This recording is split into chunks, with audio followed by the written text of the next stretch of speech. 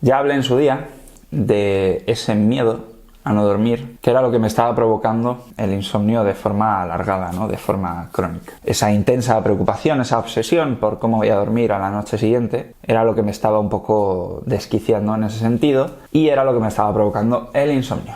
Pero bueno, como ya tenéis un vídeo de eso, no me voy a repetir. Pero me gustaría hoy profundizar un poquito en lo que es el insomnio y en qué esconde realmente esta patología, esta enfermedad, este trastorno o este síntoma, como muchos lo llaman. Todo esto que os voy a contar, como siempre digo, está basado en mi experiencia, está basado en el análisis que yo he ido haciendo a medida que iba saliendo de este molesto trastorno, y muchas de estas cosas las he aprendido una vez que he superado el trastorno, una vez que me he distanciado de ese problema, digamos, porque cuando estás metido en el problema es muy difícil realmente averiguar qué es lo que te está pasando, ¿no? Como ya os decía, el miedo al insomnio era lo que me estaba provocando el no dormir. Pero de fondo había un par de factores, por llamarlo de alguna manera, un par de motivos más profundos que estaban afectando o estaban agravando ese insomnio. Entonces, ¿cuáles son esos motivos que están detrás del insomnio?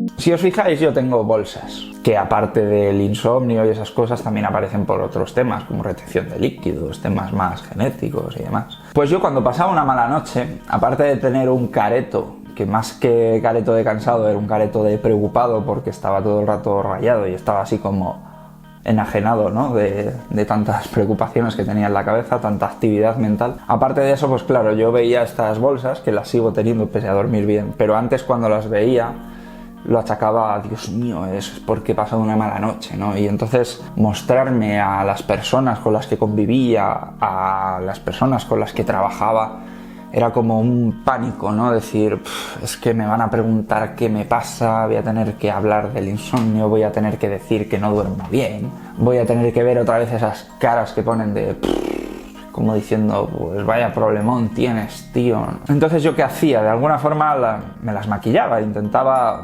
ocultar mi problema, intentaba no aceptar lo que estaba pasando, intentaba no enseñar a la gente mis debilidades. Vivimos en esa era, como decía antes, que somos como una especie de currículum andante. No hay nada más que echar un vistazo a las redes sociales y ver cómo todos somos triunfadores y todos estamos siempre de viaje y todos estamos siempre felices, sonriendo, y es la felicidad absoluta, ¿no? La excesiva preocupación por lo que piensen los demás de ti o por querer mostrarte poco vulnerable o todas esas cosas provoca muchas veces todo este tipo de problemas. Yo lo manifesté de esta forma, a modo de insomnio, a modo de ultra preocupación. Al final, la tontería de, por ejemplo, tener un plan para el día siguiente, con familiares, con amigos, ese plan de exponerme a otros, de tener que hablar, de tener que demostrar, de tener que estar despierto, vivo, todo eso, lo que hacía era que la noche anterior yo ya me iba a la cama pensando, bueno, y antes de irme a la cama, pensando, Dios, no quiero dormir mal porque mañana tengo un compromiso y no quiero estar medio alelao, medio dormido, quiero estar despierto, quiero estar bien, quiero estar tranquilo, hoy tengo que dormir bien. Claro, esa preocupación, esa identificación con esos pensamientos obsesivos de tengo que estar bien, al final me provocaba insomnio. Ese es el primer motivo de fondo que quería que comprendieseis aquí.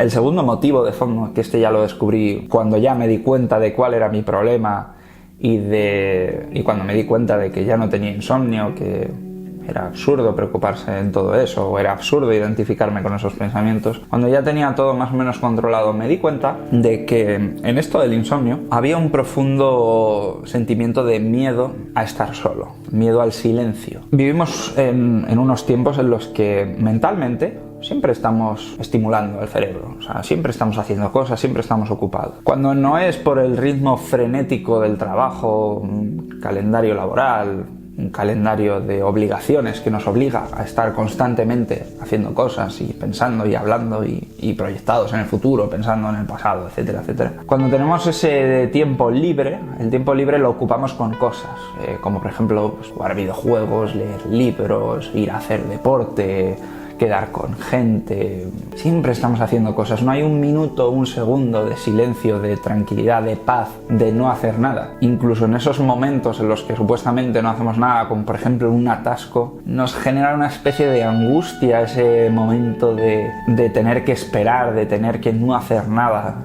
en un coche frente al volante, sin nada más, y ponemos música para que haya un ruido de fondo para no tener que estar enfrentándonos con ese ruido. Pero claro, ¿qué pasa cuando llega ese momento de la noche, ese momento en el que apagas la televisión, te vas a la cama, te acuestas y te quedas tú y el techo de la pared y la oscuridad, tú y nada más? Ese momento, inevitablemente, es un momento de soledad, es un momento de escuchar tu ruido interno. Ya no hay música de fondo, ya no hay películas que ver, ya no hay libros que leer. Es solamente tú y el silencio. ¿Qué pasa? Que, en mi caso, como estaba tan acostumbrado a evitar ese ruido, llegaba ese momento en el que ya no podía evitarlo más. Estaba yo y mi soledad. Y ese momento me provocaba mucha ansiedad, me provocaba mucho miedo. No aceptaba ese ruido, no aceptaba ese silencio. Eso hizo que justo ese momento de irme a la cama se convirtiera como una especie de trauma, ¿no? De tener que enfrentarme a algo. Al final irme a la cama era como un enfrentamiento, algo desagradable, ¿no?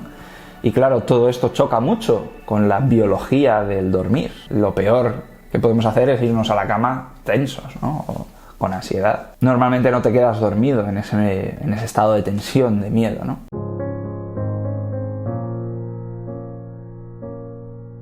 Vale, ¿y cómo ponerle solución o cómo le he puesto yo solución a todo esto? Bueno, pues el primer factor, el primer motivo de fondo que hablaba de ese miedo social, simplemente con el paso del tiempo me di cuenta de que todo el mundo tenía más o menos el mismo problema que yo. Ya no me estoy refiriendo al insomnio, me estoy refiriendo a vivir enajenados, vivir en los pensamientos, vivir en esa inconsciencia de pensar que el mundo de tu alrededor no importa y que solo importa lo que tú sientes por dentro y lo que piensas. Y me di cuenta que la gente no está tan pendiente del resto de personas. Están mucho más pendientes de ellos mismos y de mostrarse a los demás. Por eso, si todo el mundo está cegado y solo ve lo que está en su interior, ¿por qué preocuparme de mostrarme a los demás, ¿no? Eso sumado pues a todas las investigaciones que hice de lo que es el ego, los pensamientos, vivir de forma inconsciente y todas esas cosas, pues me hizo entender qué era el ego y qué había detrás de todas esas cosillas. Que bueno, tenéis un vídeo sobre el ego en el canal que si queréis os lo dejo por aquí debajo. Bien, y para salir del segundo factor, ese momento de soledad, ese ruido al que tenemos que enfrentarnos, digamos que descubrí la solución al problema sin saber que había un problema ahí.